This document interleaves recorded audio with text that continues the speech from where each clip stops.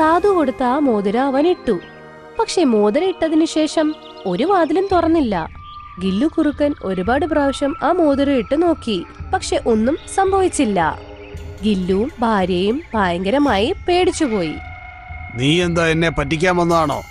എന്റെ കിരീടം തിരിച്ചതാടാ. ഇത്രയും പറഞ്ഞുകൊണ്ട് കാട്ടിലെ രാജാവായ സിംഹം കിരീടം തിരിച്ചെടുത്തു. അപ്പോഴേക്കും അവിടെ അതേ സാധു പ്രത്യക്ഷപ്പെട്ടു. ഗില്ലു കുറുക്കന്റെ അടുത്ത് പറഞ്ഞു, ഞാൻ നിന്നോട് പറഞ്ഞിരുന്നു എല്ലാ മൃഗങ്ങളെയും സഹായിക്കണമെന്ന്. പക്ഷേ നീ ഈ കാട്ടിലെ രാജാവിന്റെ കിരീടം വരെ കൈക്കലാക്കി. എന്നിട്ട് നീ ഈ കാട്ടിലെ രാജാവാണെന്ന് വിളംബരം വരെ ചെയ്യിച്ചു. നീ എല്ലാം മറന്നു കളഞ്ഞു.